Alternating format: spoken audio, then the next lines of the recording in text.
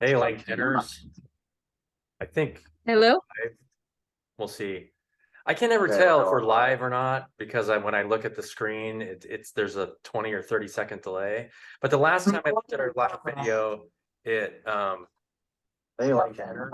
Oh wait, no, it's okay. I need to turn the sound off. Okay. So if you're looking at my live feed, make sure that you turn the sound off because otherwise it'll like reverberate and it'll start backing up over and over and over. So anyway, thanks Jennifer for joining me again today. Yeah, Brian. Happy to be there with you.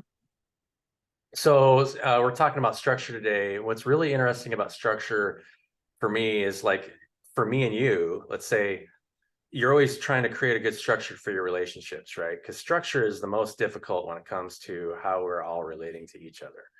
So Sunday night, so we were supposed to go on yesterday, and Sunday night, my brother calls me and he says, "Hey, all my family is sick and puking. I need you to take me to Seattle so that I can go back and because he's working on his house and trying to sell it." And so I ended up driving my brother to Seattle at Sunday night. I think I got there at like 2 or 3 o'clock in the morning. So then I sent you a message. What was it? It was right before we were supposed to get on yesterday morning. It's like, Yes. sorry, I'm just waking up. I'm just getting out of bed.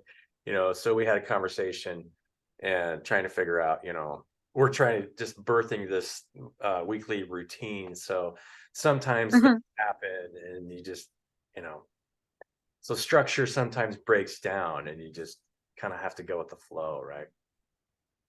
So Totally. yeah, so let me know before I go into like business structure or anything. I would love to hear stories from you about how maybe your structure and your relationships are breaking down.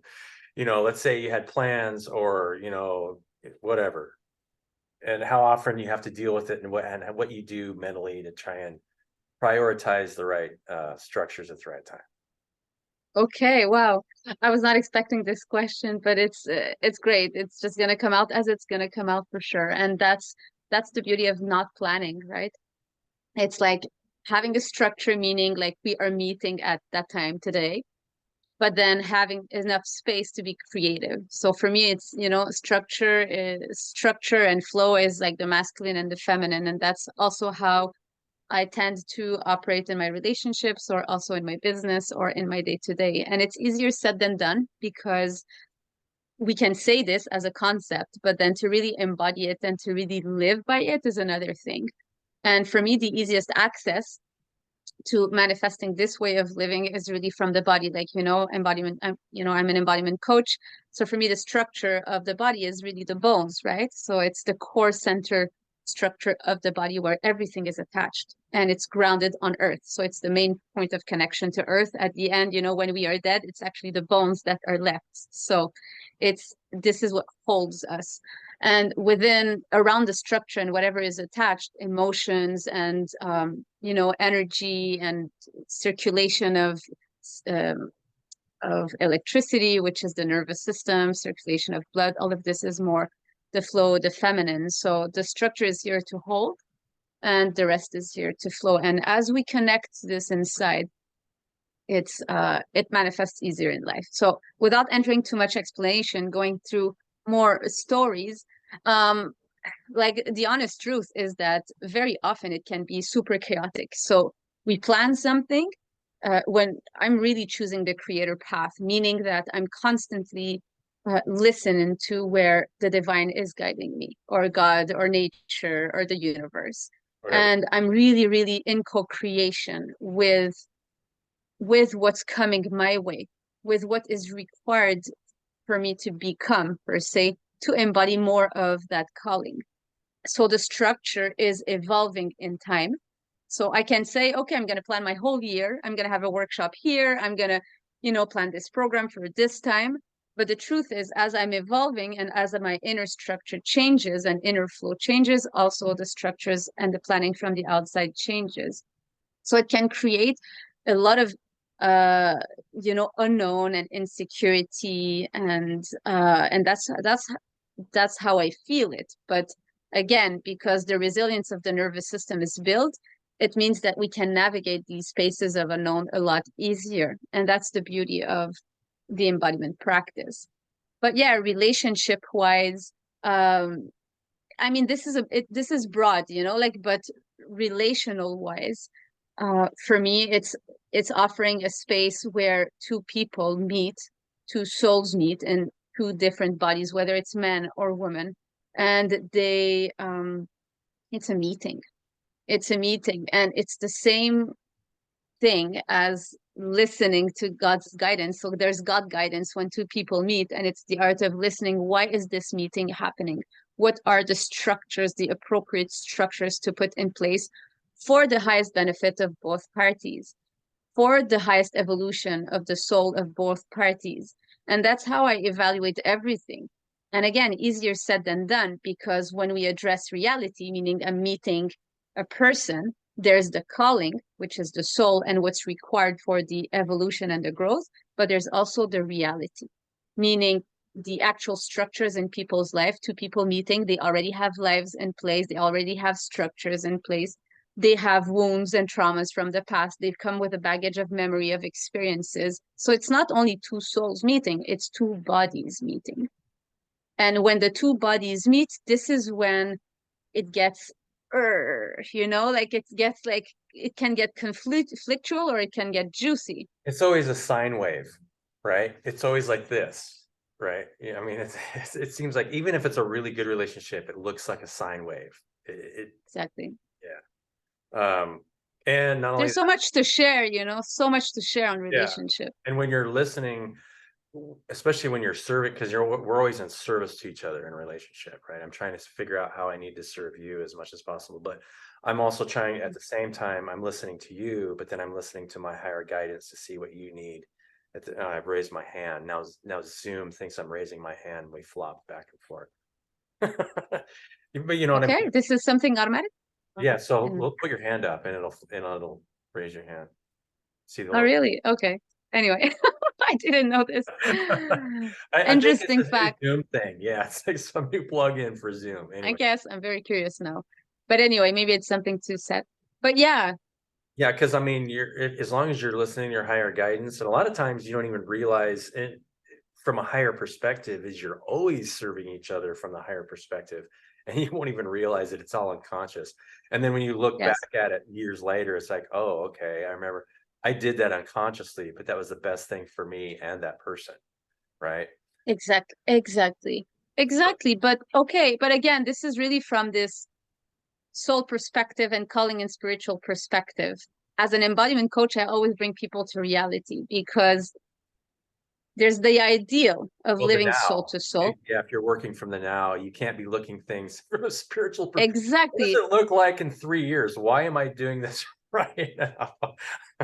No, but what I'm trying to say is that to live by this is not as easy as it sounds because there are things in the way.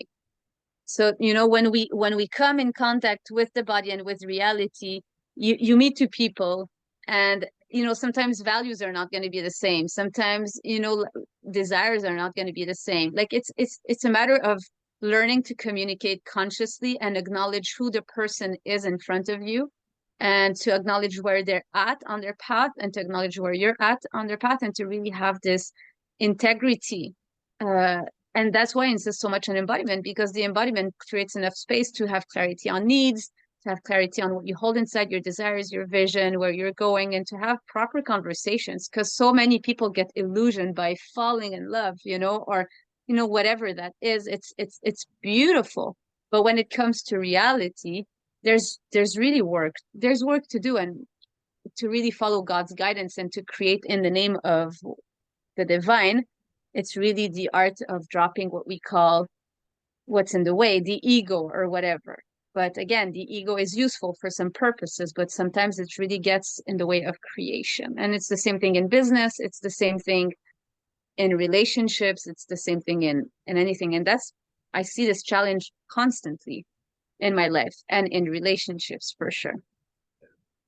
So I'll share a story. I mean, just one more add on to that is it's almost like you're Yeah. kind of splitting yourself down the middle because you're always Yes. trying to what I'm trying to do is make sure that I feel like I'm meeting your needs, but I'm also communicating to you that what my needs are at the same time. So Exactly. uh, you know, because it's Yeah, I mean, that's how else can you do it? Because if you're constantly in service to somebody else and you're not getting your needs met, you're not communicating that, it feels like you're just in a narcissistic relationship. And so then Exactly. you're falling out of it's you have both people have to communicate their needs and so that you're both serving each other, right? So Exactly. And, yeah, and that's exactly it. right, To to to to to break any codependent dynamic, you know? right. So this is a story I had. I went for this was years ago. I was on a wind farm job, and I ended up being put in charge of this whole job because we had some problematic managers that got fired for different reasons. They just weren't doing their job. They were just driving around in a truck, and they weren't really, serving the job space. So I ended up getting, and it was a really weird situation. It was in Kansas, and we couldn't get linemen. It was a line job, but we could not get outside wiremen.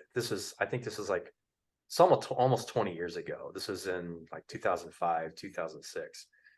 Um, and so I ended up getting put in charge of this whole job. And I had a lot of, since that we couldn't get linemen available at the time, it was all inside wiremen who had never done this work before.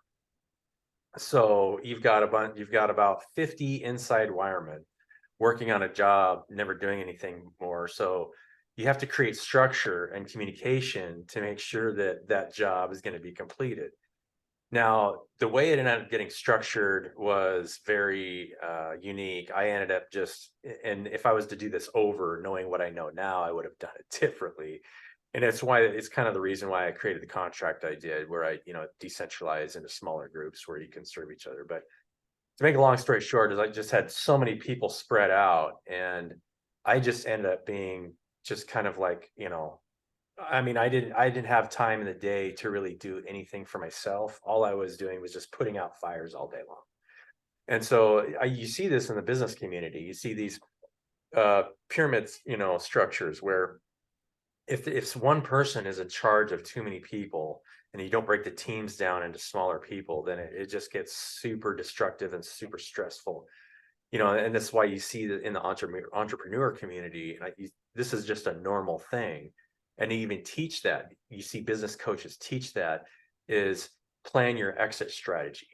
Everyone wants to plan their exit strategy from the business they're creating because they're just building something to build a business. And because of the way we have businesses structured right now, it creates just so much stress by building that business that nobody wants to do it in the long term because they're not creating a structure to create freedom enough to where you have the power to create.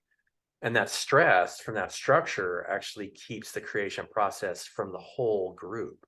If that makes sense.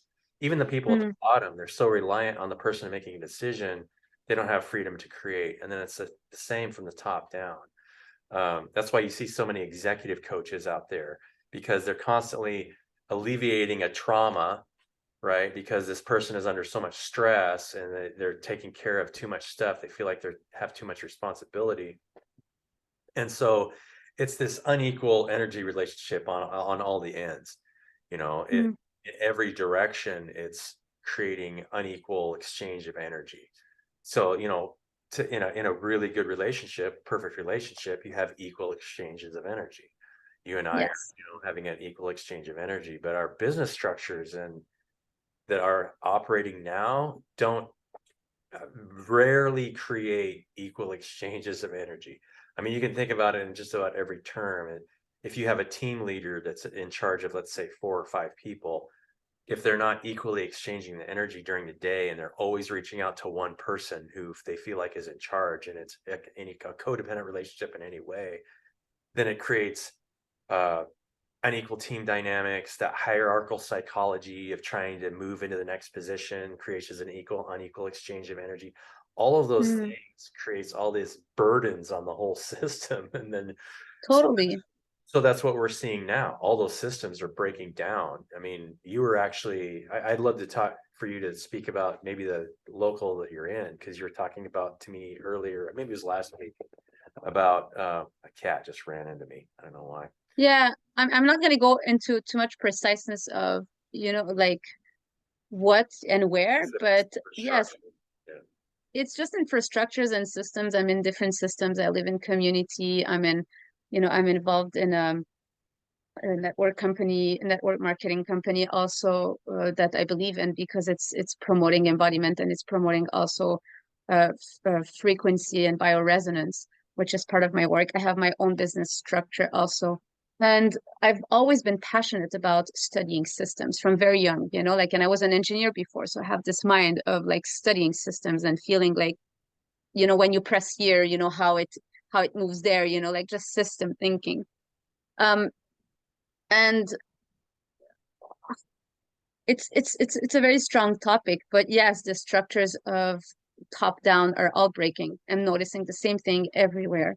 We're really, really entering a new era where collaboration is going to be the main ingredients, but we are not there yet. We have not found the perfect formula yet. I think that what you're channeling in is an amazing vision, and I really believe the same.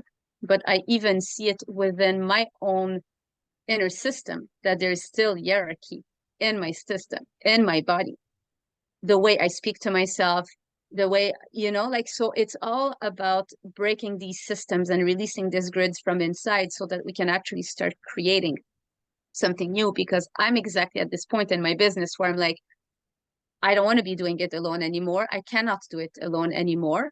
I'm, let's say, the CEO because I'm holding a vision and I'm channeling the vision, but that's the only reason why I'm the CEO of it. It's because I'm choosing to take the baby and birth it. It's just like a mother, right? But yet the mother still needs a tribe and a village for a kid to be growing. And that's the way I'm trying to really approach my business as a baby. But it's really challenging me lately because I don't have the answer, but I know something must happen. I need collaborators, I need networkers.